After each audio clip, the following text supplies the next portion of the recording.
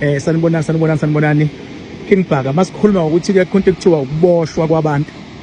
Uyabona nje la abantu ababoshiwe. Uyabona engidi le nalengale nezincane. Lana kuboshwe ubaba,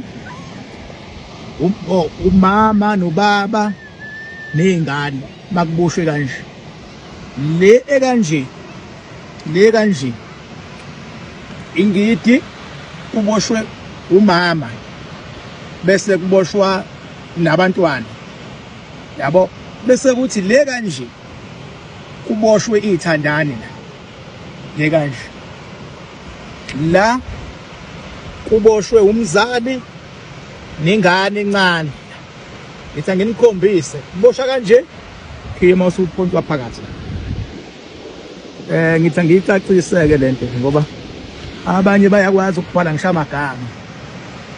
Yabo bese kuthi ke la izithandani ke lezi ezifike zona zizokwenza uthando lwazo ukuthi luhlale libophekile emhlabeni. Yilaba ukuthi mase bexabana mase kufa umuntu uK and C lobonga ukuthi forever.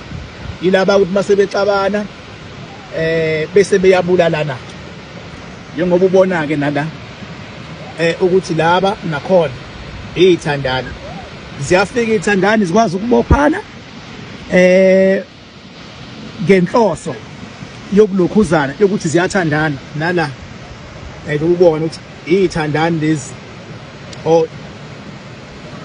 lona ke lo uthi uthanda umuntu wakhe la ufike wazombopha umuntu wakhe ukuthi umbopha kusukela ngoSeptember 2023 futhi nawe uyakwazi ukuyizela wedwa nje uzozibophela umuntu wakhe. Yabo kodwa isikhathi esiningi ke yilabo abamhlophe abayi-understandayo yonke lento.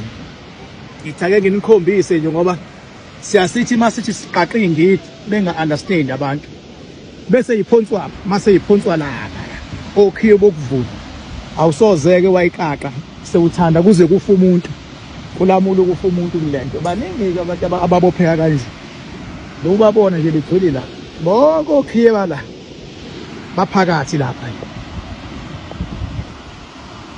bonke okhiye baphakathi sebenza ngiqala empophomeni sengiza la edamini. Asikho isikhathi sokurelaxa because abantu babhekene nezimpi emakhaya sebesivuselela amandla kunqotshwa kuvikwa kuliwa nezinkinga ezihlasela abantu. 1 November zonke indlela ziya eKing Bhakanzama Dam Middle Elof. Ngila eHowick njengamanje. Ngila eHowick njengamanje.